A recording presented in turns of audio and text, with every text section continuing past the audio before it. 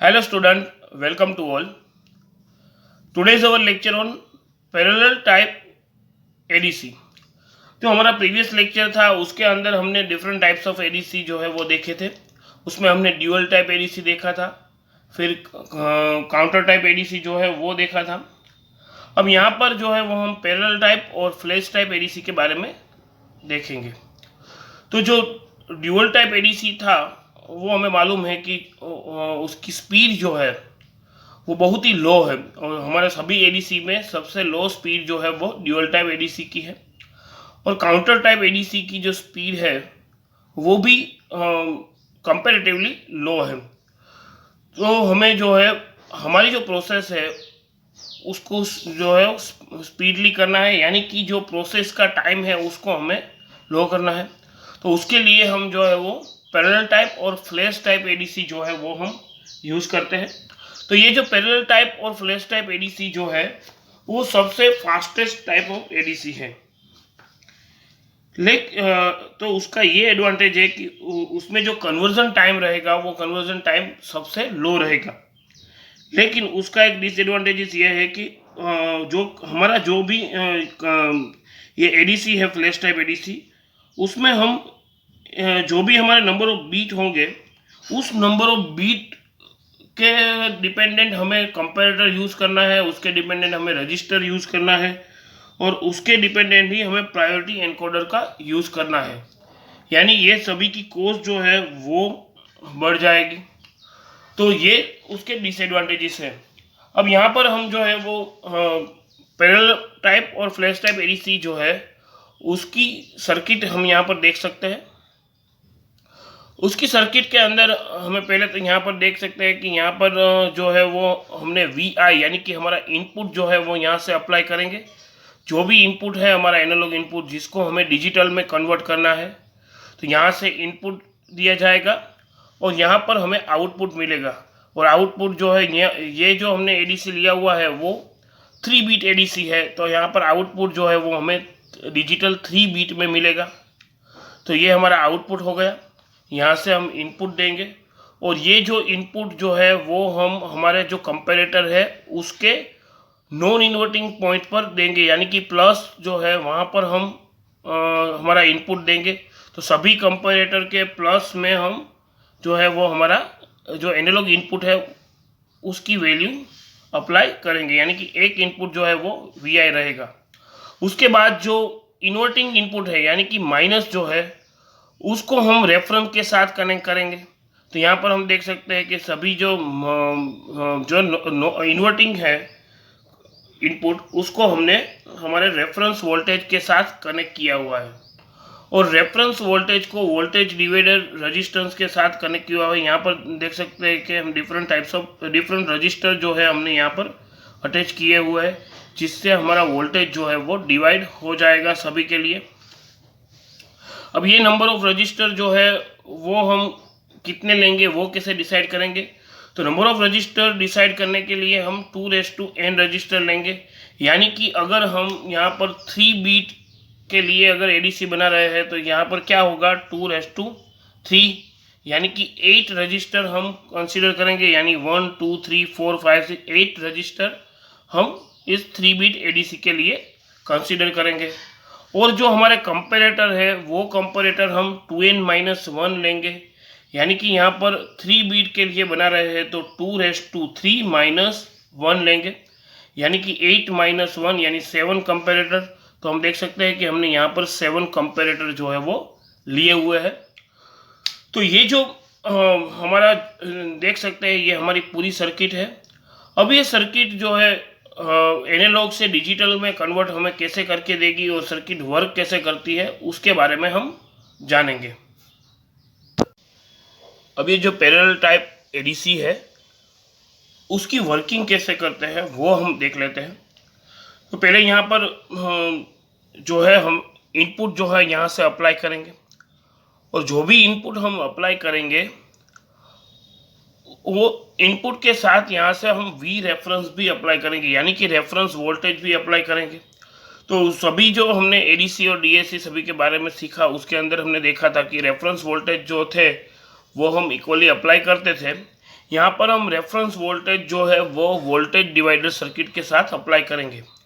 अब ये voltage divider circuit जो है वो क्या है एक्चुअल में, यहाँ पर हम देख सकते हैं कि हम वी रेफरेंस जो है उसके साथ साथ हमने रजिस्टेंस जो है वो कनेक्ट किए हुए हैं यहाँ पर।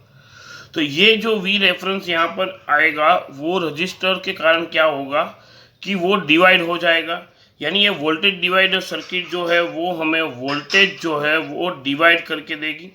अब अलग अलग पॉइंट है यहाँ पर, ये पॉइंट है, ये पॉइंट है, ये पॉइंट है, इस सभी पॉइंट पर वोल्टेज की वैल्यू जो है वो अलग अलग हमें मिलेगी। अब वो वैल्यू हम कैसे फाइंड करेंगे, तो वो वैल्यू फाइंड करने के लिए हमें क्या करना होगा कि हमारे पास जो अब यहाँ पर अगर फर्स्ट पॉइंट की बात करें तो फर्स्ट पॉइंट पर हमें वोल्टेज की वैल्यू फाइंड करनी है, यानी कि फर्स्ट पॉइंट तक कितने रेजिस्टेंस है, टोटल 7 रेजिस्टेंस, यानी रेजिस्टेंस 7R टू R, और टोटल हमारा जो रेजिस्टेंस है वो टोटल रेजिस्टेंस हमारे 8 रेजिस्टेंस है, यानी 8R इंटू वी रेफरेंस। तो हमारे पास आएगा 7/8 वी रेफरेंस वोल्टेज। उसी तरह अगर इस पॉइंट की वैल्यू हमें फाइंड करनी है तो यहाँ तक कितने रेजिस्टेंस है, 6R, सो 6R अपॉन टोटल रेजिस्टेंस यानी 8R इंटू वी रेफरेंस। अब यहाँ पर R चला जाएगा तो 6/8 वी रेफरेंस। उसी तरह 5/8 we reference, 4/8 we reference, 3/8 and 2/8, 1/8 तक हमें डिफरेंट वैल्यू जो है वो रेजिस्टेंस की यहाँ से मिलेगी। अब यहाँ पर हमने रेफरेंस वोल्टेज जो है वो उसकी वैल्यू जो है यहाँ पर निकाल ली है। अब हम कंपेरेटर के बारे में पहले देख लेते हैं। तो ये कंपेरेटर जो है वो कंपेरेटर हमें आउटपुट कब देगा कि यहाँ पर हमारा एक इन्वर्टिंग पॉइंट है और एक नॉन इन्वर्टिंग पॉइंट है, यानी कि एक इनपुट जो है प्लस इनपुट है और माइनस इनपुट। तो प्लस इनपुट यानी हमारा नॉन इन्वर्टिंग इनपुट और माइनस इनपुट यानी इन्वर्टिंग इनपुट। तो अगर हमारा जो प्लस इनपुट है यानी कि इन्वर्टिंग इनपुट है, सॉरी नॉन इन्वर्टिंग इनपुट जो है, नॉन इन्वर्टिंग इनपुट जो है और जो इन्वर्टिंग इनपुट है यानी वी आई सपोज हम ले लेते हैं, तो नॉन इन्वर्टिंग इनपुट और इन्वर्टिंग इनपुट जो है उसमें अगर नॉन इन्वर्टिंग यानी कि प्लस के जो वोल्टेज इनपुट जो है उसके वोल्टेज अगर ज़्यादा होंगे इन्वर्टिंग इनपुट से, यानी जो नेगेटिव के वोल्टेज है, जो पॉजिटिव के वोल्टेज है वो नेगेटिव से ज़्यादा होंगे, तो हमें जो आउटपुट मिलेगा वो क्या मिलेगा, हाई मिलेगा। और अगर हमारा जो इन्वर्टिंग इनपुट है वी आई वो नॉन इन्वर्टिंग इनपुट से ज़्यादा होगा, यानी कि जो नेगेटिव इनपुट जो है उसकी वैल्यू पॉजिटिव इनपुट से ज़्यादा होगी, तो हमें आउटपुट कितना मिलेगा, लो। तो अब ये जो हमारे कंपैरेटर जो है उसकी प्रॉपर्टीज़ जो है उसका हम यूज़ यहाँ पर करेंगे। अब वो यूज़ हम कैसे करेंगे उसके बारे में हम देखते हैं। तो पहले जो है वो हम यहाँ पर जो है वो अज्यूम कर लेते हैं कि हमने जो वी रेफरेंस की वैल्यू दी है वो वी रेफरेंस जो है वो 8 वोल्ट है। वो हम किसी भी कोई भी वोल्ट ले सकते हैं, लेकिन यहाँ पर हम जो है हमारी कैलकुलेशन जो है पूरा समझने के लिए हम अज्यूम करते हैं 8 वोल्ट, और जो इनपुट लिया है वो उसको हम 6 वोल्ट अज्यूम कर लेते हैं, यानी कि रेफरेंस वोल्टेज जो है वो हम 8 वोल्ट देंगे और जो इनपुट वोल्टेज है यानी कि 6 वोल्ट जो एनालॉग इनपुट है उसको हमें जो है बाइनरी में कन्वर्ट करना है, यानी कि डिजिटल में कन्वर्ट करना है। तो ये जो 6 वोल्ट हमारे पास है, अब वी रेफरेंस 8 वोल्ट है, यानी कि ये जो पॉइंट है उस पर हमें वोल्टेज कितने मिलेंगे, 7/8 VR। अब ये 7/8 VR जो है, अगर यहाँ पर VR की वैल्यू हम 8 पुट कर देंगे तो 7/8 इंटू 8 यानी हमें वैल्यू मिल जाएगी 7। तो हमने इसीलिए यहाँ पर 8 वोल्ट लिया है क्योंकि हमारी कैलकुलेशन हमें इजी मिले। तो हमें 7 वैल्यू मिलेगी, तो यहाँ पर हमें जो वोल्टेज जो है उसकी वैल्यू मिलेगी 7। उसी तरह अगर यहाँ पर हम वैल्यू वी रेफरेंस की लेंगे 6/8 की इंटू 8, यानी यहाँ पर हमें 6 मिलेगी वोल्टेज की वैल्यू, यहाँ पर 5, यहाँ पर 4, यहाँ पर 3, यहाँ पर 2, यहाँ पर 1। तो ये जो है हमें रेफरेंस वोल्टेज जो है उसकी वैल्यू यहाँ पर मिलेगी। अब हमने जो इनपुट दिया है VI, उसकी वैल्यू है 6 वोल्ट, यानी यहाँ पर सभी जगह पर वोल्टेज जो है वो 6 वोल्ट आएंगे। यहाँ पर 6 वोल्ट, यहाँ पर 6 वोल्ट, क्योंकि हमारा इनपुट वोल्टेज 6 वोल्ट है। यहाँ पर 6 वोल्ट, यहाँ पर 6 वोल्ट, और उसके साथ साथ हमने यहाँ पर लिया वही यहाँ पर आएगा, यानी VI 6 वोल्ट और जो रेफरेंस वोल्टेज है यहाँ पर 7 वोल्ट। उसी तरह यहाँ पर VI 6 volt, reference voltage 5 volt, 6 4 6 3 6 2 6 1। उसी तरह हमें डिफरेंट वोल्टेज जो है वो यहाँ पर मिलेंगे। तो ये सभी जो वैल्यू है हमें वोल्टेज की अलग अलग वैल्यू जो है वो मिलेगी। अब ये दोनों वैल्यू को कंपेयर करेंगे कौन? हमारा कंपेरेटर जो है वो। अब कंपेरेटर का हमें मालूम है कि अगर नॉन इन्वर्टिंग पॉइंट जो है उसकी वैल्यू अगर इन्वर्टिंग जो पॉइंट है उससे हाई रहेगी, यानी कि पॉजिटिव जो है, पॉजिटिव इनपुट जो है उसकी वैल्यू हाई हो और नेगेटिव की लो हो, तो हमें आउटपुट हाई मिलेगा। लेकिन यहाँ पर हम देख सकते हैं कि पॉजिटिव में 6 वोल्ट है और नेगेटिव में 7 वोल्ट, यानी नेगेटिव की वैल्यू ज़्यादा है, यानी हमारा जो आउटपुट मिलेगा वो हमें लो मिलेगा। लो आउटपुट यानी यहाँ पर 0 मिलेगा। उसी तरह यहाँ पर हम देख सकते हैं कि यहाँ पर हमारा इनपुट जो है वो 6 वोल्ट है, जो पॉजिटिव है वो 6 वोल्ट है और नेगेटिव 6 वोल्ट है, यानी दोनों में हमें इक्वल वोल्टेज है। तो यहाँ पर हमें इनपुट जो है वो 1 मिलेगा, क्योंकि इक्वल और ग्रेटर देन सभी के लिए यहाँ पर हाई मिलता है। उसी तरह यहाँ पर 6 वोल्ट है और यहाँ पर 4 वोल्ट, यानी यहाँ पर भी 1 मिलेगा, यहाँ पर भी 1 मिलेगा, यहाँ पर भी 1 मिलेगा और यहाँ पर भी 1 मिलेगा। यानी ये जो पूरी कंपेरेटर है अलग अलग, उसमें हमने देखा कि जो फर्स्ट हमारे जो कंपेरेटर था उसमें हमें पॉजिटिव जो है उसमें कम और नेगेटिव में ज़्यादा मिले थे, यानी यहाँ पर 0 थे। बाकी सभी में पॉजिटिव जो है उसमें ज़्यादा है नेगेटिव से, यानी सभी में हमें आउटपुट जो है वो 1 मिला। तो अब ये जो यहाँ पर कंपेरेटर का हमारा आउटपुट है वो कहाँ पर जाएगा? प्रायोरिटी एनकोडर में। तो प्रायोरिटी एनकोडर जो है उसके बारे में आप जो है वो थर्ड लेक्चर के अंदर जो भी हम डिकोडर एनकोडर पढ़ोगे उसके अंदर आपने सीखा है कि प्रायोरिटी एनकोडर जो है वो क्या करता है।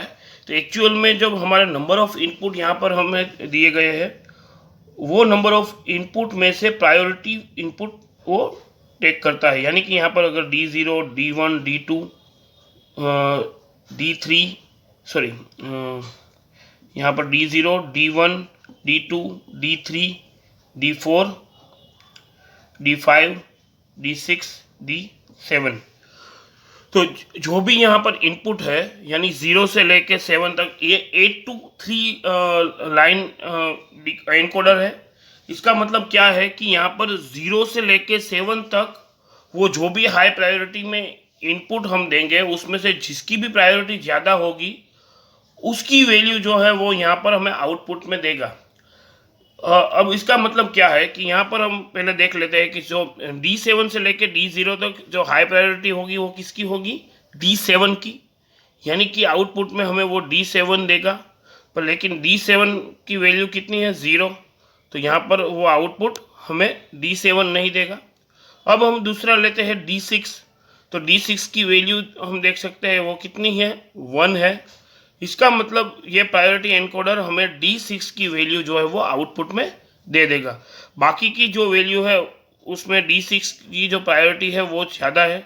अगर यहाँ पर भी 0 होता तो वो हमें D5 की वैल्यू जो है वो यहाँ पर देता, लेकिन यहाँ पर जो है वो वैल्यू 1 है, तो हमें आउटपुट में जो है वो D6 जो है वैल्यू देगा, यानी कि 1 1 0 जो है वो आउटपुट में देगा।